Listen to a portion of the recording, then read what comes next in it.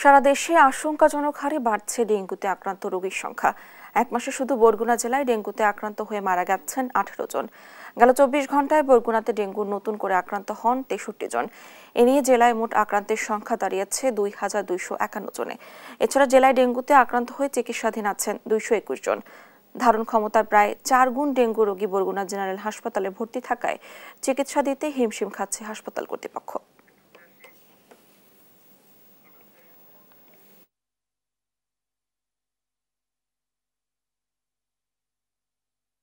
রুগী তো মানে একটা একটা লিমিট থাকে। এটা আসলে লিমিটের অনেক বেশি ক্রস করে গেছে। তো আমরা সাধ্যমতো চেষ্টা করছি স্বাস্থ্যসেবার সাথে চিকিৎসকের পাশাপাশি আরো যারা জড়িত তাদেরও ব্যাপক সংকট আছে বিধায় ব্যাপারটাকে মেইনটেইন করতে আমাদের যথেষ্টই কষ্ট হচ্ছে। বরগুনার ডেঙ্গু পরিস্থিতি নিয়ে জানাতে যুক্ত হচ্ছেন সহকর্মী রিয়াজ আহমেদ মুসা। মুসা, ডেঙ্গু প্রতিরোধে কি ব্যবস্থা নেওয়া হয়েছে জানাবেন? কেন কমছে না সংক্রমণ? কি বলছেন সংশ্লিষ্টরা?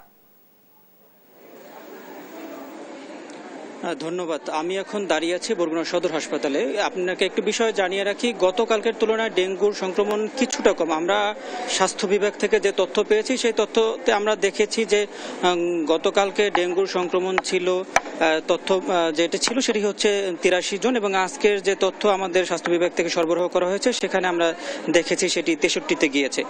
যদিও হাসপাতালগুলোতে বরগুনার এখনো 221 জন রোগী ভর্তি রয়েছে এবং মোট রোগীর সংখ্যা 2221 জন। তার মধ্যে এক মাসেই কিন্তু প্রায় 2000-এরও বেশি মানুষ ডেঙ্গুতে আক্রান্ত হয়েছে। এছাড়া বরগুনায় গতকাল রাতে ডেঙ্গুতে আক্রান্ত হয়ে একজন মারা গিয়েছে। এ নিয়ে মোট মৃতর সংখ্যা হচ্ছে 20 জন এবং শুধু এক মাসেই 18 জন রোগী ডেঙ্গুতে আক্রান্ত হয়ে মারা গিয়েছে। এবং বরগুনার যে হাসপাতালটিতে আমি এখন দাঁড়িয়ে আছি এটি হচ্ছে বরগুনা সদর হাসপাতাল। এখানে প্রায় 50 শয্যার হাসপাতাল, কিন্তু এখানে ভর্তি আছে 221 জনেরও বেশি।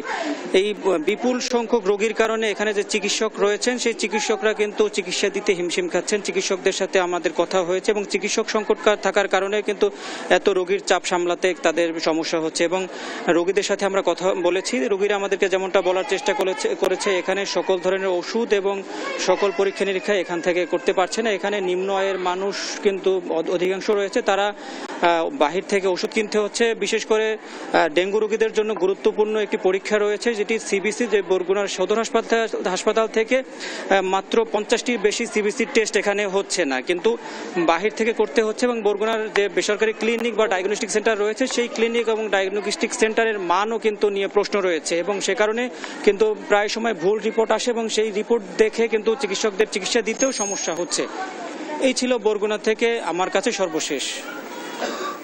ধন্যবাদ আপনাকে।